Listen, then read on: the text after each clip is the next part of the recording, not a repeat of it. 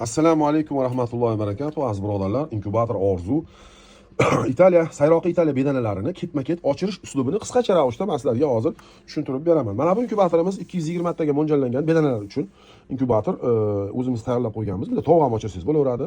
Hozir ayni paytda Italiya bedanalari uchun latoglar qo'yib qo'yilgan va ketma-ket ochirish uslubida ishlayapmiz. Mana ikkita inkubator kerak bo'ladi ketma-ket qo'yishda. Bitta inkubatorga bugun qo'yib, bir haftadan keyin yana 20 ta qo'yib ochirish bu mumkin emas, aziz birodarlar. Chunki ochirish paytida temperatura boshqacha bo'ladi ochirishda, ochirishga tayyorlashda boshqacha. 37.8, bunisida 37.5 bo'ladi aziz birodarlar. Namlik bunisida roddomda o'ta baland bo'ladi. Bunda 55 shuni atrofida bo'ladi.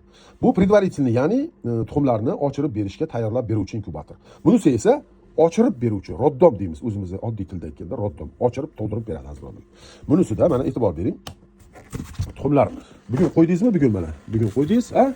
Marhamat, bir haftadan keyin yana 20 ta qo'yaman. Chistolar qo'yib borilgan mana 6-da, 9-da, 14-da, 17-da kecha qo'ydik mana. Har xil. Mana yana qo'yamiz, tuxum mana to'g'ib qolgani bor. Az birodarlar, mana. Bu har 2 soatda o'zi aylantirib turadi mana. Har 2 soatda bu aylantiradi. Namlik 55 mana shuna atrofida bo'ladi.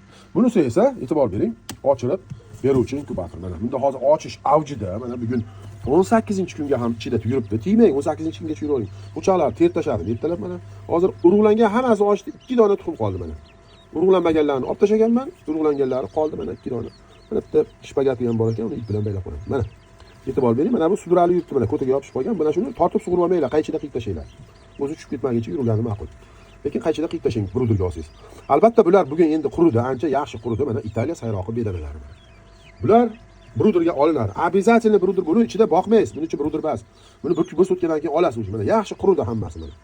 Bularga o'sha 37.5, 37.6 issiqlik kerak bo'ladi.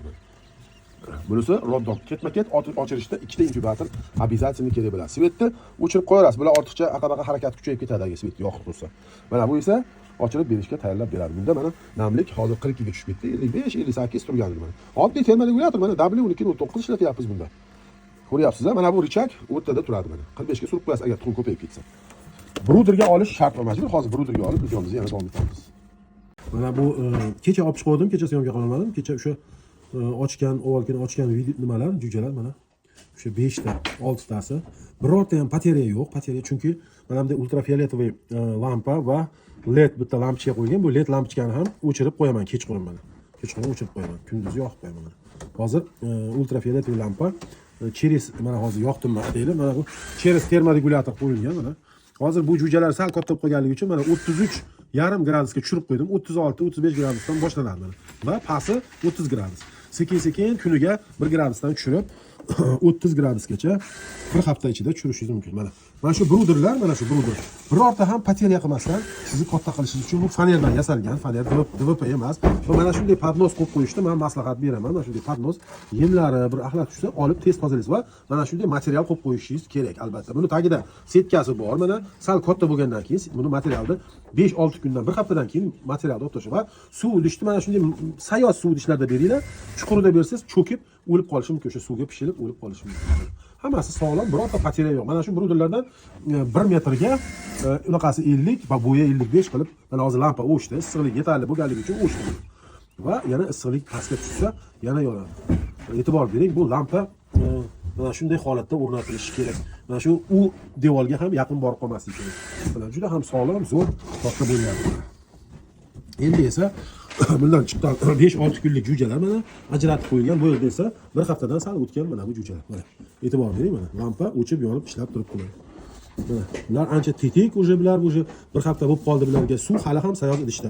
Bular sal katta bo'lganligi uchun mana bunaqangi suv idishda berilyapti. Endi bularni tagidan materialni olib tashlasa ham bo'laveradi. Birorta pateriya yo'q aziz birodarlar. Mana shunday bruderlar bizda sotuvda bor. Endi albatta bruderni reklama qilganim yo'q, lekin tavsiya qilyapman. Kerak bo'lsa o'zimizda bor. Lampalar bilan qilib beramiz. Ultrafioletовый lampa. Mana hozir mana bu tuxumga kirgan Italiya bedanalarimiz bular. Hozir tuxumlar esa tug'ilib har 3 kun, 4 kun bo'lishi bilan 5 kunga ham bormay sirasi inkubatorga qo'yapmiz aziz birodarlar, solyapmiz. Mana bu esa bizning Italiya bedanalarimiz. Hop, bunisi ham bruder, bu o'sha katta 3 etajlik bruderimiz.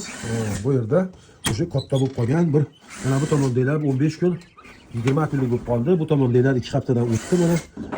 Italiya sayroqi Italiya bedana hali bilan xo'roz makon ajragani yo'q. To ajraguncha mana shu yerda yurishadi mana. Mana shu sayrog'i Italiyada shunday karmushkalarda beramiz. Suvlar esa mana bunday idishda, bunisi bankada berilgan. Mana birorta ham poterya yo'q. Bularni taglari albatta 2 kunda bir tozalab turiladi.